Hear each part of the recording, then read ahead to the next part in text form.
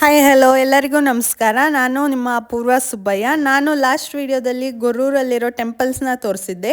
ಇವಾಗ ಅದೇ ವಿಡಿಯೋನ ಕಂಟಿನ್ಯೂ ಮಾಡ್ತಾ ಇದ್ದೀನಿ. ಗೊರೂರಲ್ಲಿನೇ ನೋಡಿ, ಇದು ಗೊರೂರಲ್ಲಿ ನಮ್ಮ ಮಾವ ಅವರು 1990ಯಲ್ಲಿ ಬಾಡಿಗೆ ಮನೆಯಲ್ಲಿ ಅಲ್ಲಿ ವರ್ಕ್ ಮಾಡಬೇಕಾದ್ರೆ ಇದ್ದಿದ್ದು. ಇದೇ ಮನೆಯಲ್ಲಿ ಸಹ ನಮ್ಮ ಯಕ್ಷಿತಣ್ಣ ಹುಟ್ಟಿರೋದಂತೆ. ನೆಕ್ಸ್ಟ್ ಆ ಮನೆನ ನೋಡಿಕೊಂಡು ನಮ್ಮ ಮಾವ ಕೆಲಸ ಮಾಡಿರೋ ಹಾಸ್ಪಿಟಲ್ಲೇ ಇದು. ಬನ್ನಿ ಇವಾಗ ಈ ಹಾಸ್ಪಿಟ್ಲಲ್ಲಿ 1990ಯಲ್ಲಿ ಕೆಲಸ ಮಾಡಿದ ಅನುಭವ ಹೇಗಿತ್ತು ಅಂತ ನಮ್ಮ ಮಾವನ ಜೊತೆನೆ ಕೇಳೋಣ. ಮತ್ತೆ 30 ವರ್ಷ ಆದ್ಮೇಲೆ ನೀವು ಕೆಲಸ ಮಾಡಿರೋ ಹಾಸ್ಪಿಟ್ಲಿಗೆ ಬಂದಿದ್ದೀರಾ, ನಿಮ್ಗೆ ಏನ್ ಅನ್ನಿಸ್ತಾ ಇದೆ? ನೋಡಮ್ಮ, ನಾನು 1980ರಲ್ಲಿ ಅಪಾಯಿಂಟ್ಮೆಂಟ್ ಆದಾಗ 8ನೇ ಸರ್ವೀಸು ಇಲಾಖೆಗೆ. ಅಲ್ಲಿ 4 ವರ್ಷ ಬಾಳೆಪೇಟೆ ಮುಗಿಸ್ಕೊಂಡು 1990ರಲ್ಲಿ ನಾನು ಇಲ್ಲಿ ಬಂದೆ. 1990ರಲ್ಲಿ ಬಂದಾಗ ಇಲ್ಲಿ ಪಕ್ಕದಲ್ಲಿ ಹಾಸ್ಪಿಟ್ಲಿದಲ್ಲಿ ಈದಲ್ಲಿ ನಾವು ಕೆಲಸ ಮಾಡ್ತಿದ್ದು. ಇವಾಗ ಹಳೆದಾಗಿದೆ, ಈ ಹೊಸ ಬಿಲ್ಡಿಂಗನ್ನು ಮಾಡಿದ್ದಾರೆ. ಹಾಗೆ ಇಲ್ಲಿ ದೇವಸ್ಥಾನ ಇದೆ. ನಾವು ಕೆಳಗಡೆ ಈ ದೇವಸ್ಥಾನಕ್ಕೆ ಹೋಗಿ ಬಂದ್ರೆ ಆ ದೇವಸ್ಥಾನ ಮಾತ್ರ ಹೇಗಿತ್ತು ಹಾಗೇ ಇದೆ, ಹಳೆಯ ದೇವಸ್ಥಾನ. ಅಲ್ಲಿ ಒಂದು ಹೊಸ ಒಂದು ದೇವಸ್ಥಾನನ ಸರ್ಕಾರ ಗಮನಿಸಿ ಅದನ್ನು ಮಾಡಬೇಕು ಅಂತ ಕೇಳ್ಕೊಳ್ತೀನಿ. ಇನ್ನು ಹೇಳ್ಬೇಕು ಅಂದರೆ ಸ್ಕೂಲು, ಇಲ್ಲಿ ಜನರಲ್ ಹಾಸ್ಪಿಟ್ಲು ಎಲ್ಲ ಇದ್ವಲ್ಲ, ಅವು ಸ್ವಲ್ಪ ಮಾಡಿಫೈ ಆಗಬೇಕು. ಅವು ಹೆಂಗೆ ಹಳೆಬಿದ್ದು ಅದೇ ಹಳೆತನ ಇಲ್ಲಿ ಕಾಣ್ತಾ ಇದೆ. ಇನ್ನು ಇಲ್ಲಿ ನಾವು ಬ್ರಾಹ್ಮಣರ ಬೀದಿಲಿ ಹಳೆ ಪೋಸ್ಟ್ ಆಫೀಸ್ ಮನೇಲಿ ನಾವು ವಾಸ ಇದ್ದು, ಆ ಮನೆ ಆಗಿದೆ, ಅದನ್ನು ನೋಡ್ಕೊಂಡು ಬಂದು. ಬಟ್ ಏನು ಅಂತಂದರೆ ಜನಗಳು ಏನು ಹಳೆ ಬಿಲ್ಡಿಂಗು ಆ ದೇವಸ್ಥಾನಕ್ಕೆ ಹೋಗ್ಬೇಕಾರೆ ಎಲ್ಲ ಬಿಲ್ಡಿಂಗ್ಗಳು ಬಿದ್ದೋಗಿದ್ದಾವೆ. ಕೆಲವು ಜನ ಲಿಫ್ಟಿಗೆ ಮೇಲೆ ಹೋಗಿದ್ರೆ, ಮುಳುಗಡೆ ಆಗಿ ಮೇಲೆ ಹೋಗಿದ್ರೆ ನಂಗೆ ಕಾಣುತ್ತೆ. ಏನು ಹಳೆ ಬಿಲ್ಡಿಂಗ್ ಅವೆಲ್ಲ ಕೆಡಿಬಿಟ್ಟು ಕ್ಲೀನ್ ಮಾಡ್ಕೊಂಡು ಆ ದೇವಸ್ಥಾನ ಒಂದು ಹೊಸ ದೇವಸ್ಥಾನವನ್ನು ಮಾಡ್ಕೊಂಡ್ರೆ ನಿಜವಾಗಿಯೂ ಸಹಿತ ಒಳ್ಳೆ ದೇವಸ್ಥಾನ. ಇಲ್ಲಿ ತುಂಬ ಈ ಫೆಬ್ರವರಿ ತಿಂಗಳಲ್ಲಿ ತುಂಬ ಕಾರ್ಯಕಲಾಪಗಳು ನಡೀತವೆ. ಇಲ್ಲಿ ಎಲ್ಲ ಬ್ರಾಹ್ಮಣರುಗಳು ಬರ್ತಾ ಇರ್ತಾರೆ, ಈ ಸುತ್ತಮುತ್ತ ಗ್ರಾಮಸ್ಥರೆಲ್ಲ ಬರ್ತಾ ಇರ್ತಾರೆ. ಅದನ್ನು ಒಳ್ಳೆ ರೀತಿಯಲ್ಲಿ ಮಾಡಬೇಕು ಅಂತ ನಾನು ಕೇಳ್ಕೊಳ್ತೀನಿ. ಅದನ್ನು ನೀವು ಯಾವ ಇಯರ್ ಅಲ್ಲಿ ವರ್ಕ್ ಮಾಡಿದ್ದು? 1990ರಿಂದ 94 ತನಕ ಇಲ್ಲಿ ಕೆಲಸ ಮಾಡಿದೆ. ವೆಟನರಿ ಇನ್ಸ್ಪೆಕ್ಟರ್ ಕೆಲಸ ಮಾಡಿದೆ. 4 ವರ್ಷ ಮಾಡಿದೆ. 1994ರಲ್ಲಿ ನಾನು ಸೀನಿಯರ್ ವೆಟನರಿ ಇನ್ಸ್ಪೆಕ್ಟರ್ ಆಗಿ ಪ್ರಮೋಷನ್ ಆಯಿತು. ಆಮೇಲೆ ನಾನು ದುಂಡನಾಯಕನಹಳ್ಳಿಗೆ ಟ್ರಾನ್ಸ್ಫರ್ ಆಗಿ ಹೋದೆ. ಅಲ್ಲಿ ಪ್ರಮೋಷನ್ ಟ್ರಾನ್ಸ್ಫರ್ ಆಗಿ ಹೋದೆ. ಆಮೇಲೆ ನಾವು ರಿಟೈರ್ಡ್ ಆಗೋ ಹೊತ್ತಿಗೆ ನಾನು ಜಾನುವಾರು ಅಭಿವೃದ್ಧಿ ಅಧಿಕಾರಿ ಅಂತ LDO ಆಗಿ ಕ್ಲಾಸ್ 2 ಆಫೀಸರ್ ಆಗಿ ಕೆಲಸವನ್ನು ಆಲೂರಲ್ಲಿ ಮುಗಿಸ್ತೀನಿ. 36 ವರ್ಷಗಳ ಸುದೀರ್ಘವಾದ ಸೇವೆಯನ್ನು ಸಲ್ಲಿಸ್ಬಿಟ್ಟು ನಾನು ರಿಟೈರ್ಡ್ ಆಗ್ತೀನಿ. ಅಯ್ಯೋ, ನಾನು ಫಸ್ಟು ಬಾಳೆಪೇಟೆ 4 ವರ್ಷ, ಇದೇ ಗೊರೂರಿನಲ್ಲಿ 4 ವರ್ಷ ಮಾಡಿದೆ. 8 ವರ್ಷ ಸೀನಿಯರ್ ಇನ್ಸ್ಪೆಕ್ಟರ್ ಆಗಿ ದುಂಡನಾಯಕನಹಳ್ಳಿ ಕೆಲಸ ಮಾಡ್ತೀನಿ. ಮತ್ತು ಅಲ್ಲಿಂದ ಚಿನ್ನಹಳ್ಳಿಗೆ ಟ್ರಾನ್ಸ್ಫರ್ ಆಗುತ್ತೆ. ಚಿನ್ನಹಳ್ಳಿಯಿಂದ ಅಲ್ಲಿ ಆನೆ ಗಲಾಟೆ ಸರಿ ಆಗಲ್ಲ ಅಂತ ಅಂದ್ಬಿಟ್ಟು ಒಂದೇ ವರ್ಷಕ್ಕೆ ಧರ್ಮಸಿಂಹ ಸರ್ಕಾರದಲ್ಲಿ CM ಯೂನಿಟ್ ಆಗಿಸ್ಕೊಂಡು ಮತ್ತೆ ನಾನು ಹಂಚೂರಿಗೆ ಬರ್ತೀನಿ. ಹಂಚೂರಿಂದ ಮತ್ತೊಮ್ಮೆ ನಾನು ಜಾನುವಾರು ಅಧಿಕಾರಿಯಾಗಿ ಪ್ರಮೋಷನ್ ಆಗುತ್ತೆ. ನಾನು ಎತ್ತೂರಿಗೆ ಹೋಗ್ತೀನಿ.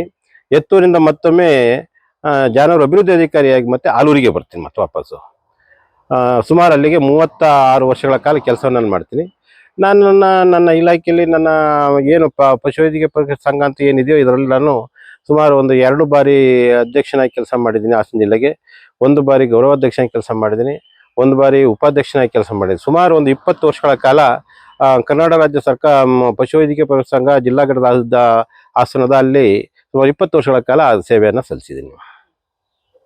ತುಂಬ ಇಲಾಖೆಯಲ್ಲಿ ನನಗೆ ಇವತ್ತು ಇದನ್ನು ನೋಡಿದ್ರೆ ನನ್ನ ಇಲಾಖೆಯವರು ಪ್ರತಿಯೊಬ್ಬರು ನೋಡ್ತಾರೆ ಅಂತ ನಾನು ಅನಿಸ್ಕೊಂಡಿದ್ದೀನಿ. ಎಲ್ಲರ ಹತ್ರ ಸೌಹಾರ್ದವಾಗಿ ಚೆನ್ನಾಗಿ ಒಳ್ಳೆಯ ಸ್ನೇಹ ಭಾಗವನ್ನು ಬೆಳೆಸ್ಕೊಂಡಿದ್ದೆ. ಹಾಗಾಗಿ ಇಲಾಖೆ ಒಳ್ಳೆಯ ಹೆಸರು ಬಂದಿದೆ ನನಗೆ. ಅದರಿಂದ ತೊಂದರೆ ಇಲ್ಲ, ಯಾವುದೇ ಕಪ್ಪು ಚಿಕ್ಕ ಇಲ್ಲದಾಗೆ ನಾನು ಸರ್ವಿಸ್ ಮಾಡಿ ಬಂದಿದ್ದೀನಿ. 30 ವರ್ಷ ಆದ್ಮೇಲೆ ಇಲ್ಲಿ ಬಂದಿದ್ದೀರಾ, ಅವತ್ತಿಗೂ ಇವತ್ತಿಗೂ ಏನ್ ಡಿಫ್ರೆನ್ಸ್ ಇದೆ? ನಾನು ಅಲ್ಲಿಗೆ ಈಗ ಗೊರೂರದಲ್ಲಿ ನಾನು ಹೇಳಬೇಕು ಅಂತಂದ್ರೆ ಕೆಲಸಕ್ಕೆ ಸೇರಿ 90ರಲ್ಲಿ ಬಂದೆ. 90ರಲ್ಲಿ ಬಂದು 94 ಅವತ್ತಿನ ಒಂದು ಜಾನುವಾರುಗಳು ಇದ್ದಂಥದ್ದು ಈಗ ಅಷ್ಟು ಕಾಣ್ತಾ ಇಲ್ಲ. ಮತ್ತು ಅಲ್ಲಿಂದ ಏನೋ ಇಲ್ಲಿ ನಾವು ಇಲ್ಲಿ ಬ್ರಾಹ್ಮಣರ ಬೀದಿ ಅಂದಲ್ಲ, ಇಲ್ಲಿ ಎಲ್ಲ ಮನೆಗಳು ಭರ್ತಿ ಆಗಿದ್ದು.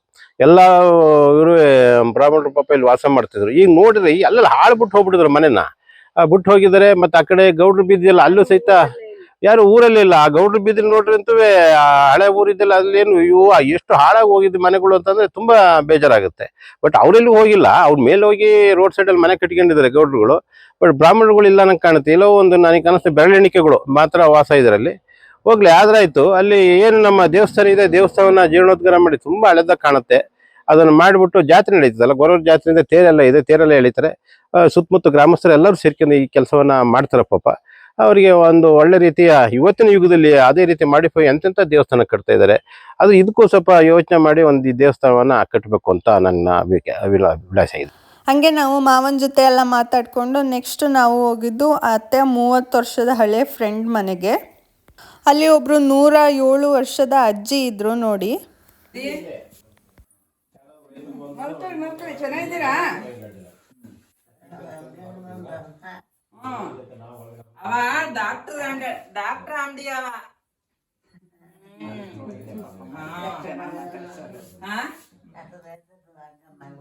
ಅಲ್ಲಿ ಕೂತ್ಕೋಬೇಕಂದ್ರೆ ಮೇಲೆ.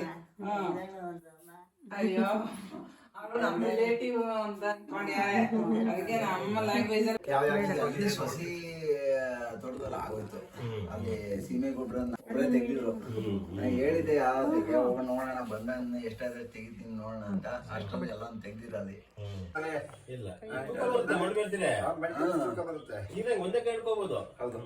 ಹಂಗೆ ನಾನು ತೂಕ ಆಗ್ತದೆ ಕೇಳಿದೆಲ್ಲ 18, 19, 17 ಅವರೇಜ್ 18 kg ಇದೆ. 6 ಗಿಡದಾಗ ಹಾಕಿದೆ ಹೊಸರಿ ನಾನು. ಈ ಸರಿ ಸ್ವಲ್ಪ ಕಡಿಮೆ ಆಗ್ತೀನಿ. ನಿಮಗೆ 5 ಒಂದು ಹಾಕ್ತೀನಿ ಸರಿ. ಯಥರ್ವ ಅಂತೂ ಫುಲ್ ಡಿಸ್ಟರ್ಬ್ ಮಾಡ್ತಾ ಇದ್ದ, ವಿಡಿಯೋ ಮಾಡೋಕ್ಕೆ ಬಿಡ್ತಾ ಇರಲಿಲ್ಲ. ಎಲ್ಲ ಕೂತ್ಕೊಂಡು ಮಾತಾಡ್ತಾ ಇದ್ವಿ. ನೆಕ್ಸ್ಟ್ ಅವ್ರ ಮನೇಲಿ ಒಂದು ಸ್ವೀಟ್ಸ್ ಮತ್ತು ಉದ್ದಿನ ವಡೆ ಕೊಟ್ಟರು. ಹಾಲು ಬಾಯಿ ಅಂತಾರಲ್ಲ ಆ ಸ್ವೀಟು ತುಂಬ ಟೇಸ್ಟಿಯಾಗಿತ್ತು.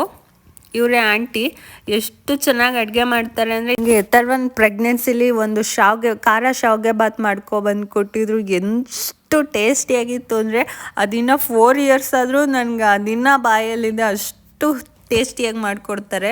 ಇವರು ಬ್ರಾಹ್ಮಿಣ್ಸ್ ಆಗಿರೋದ್ರಿಂದ ಇವರು ಬೇಕ್ರಿಯಲ್ಲಿ ಏನು ಐಟಮ್ಸ್ ಏನು ಸ್ವೀಟ್ಸು ಏನು ತರಲ್ಲ, ಎಲ್ಲ ಮನೆಯಲ್ಲೇ ಮಾಡೋದು. ನಮ್ಮನೆಗೂ ಯಾವಾಗಲೂ ಕೊಡ್ತಾ ಇರ್ತಾರೆ. ತುಂಬ ಟೇಸ್ಟಿಯಾಗಿರುತ್ತೆ ಮತ್ತು ಅಷ್ಟೇ ಪ್ರೀತಿಯಿಂದ ಕೊಡ್ತಾರೆ. ಅದಕ್ಕೇ ಅಂತ ಹೇಳ್ತಾ ಈ ವಿಡಿಯೋನ ಇಲ್ಲಿಗೆ ಮುಗಿಸ್ತಾ ಇದ್ದೀನಿ. Thank you.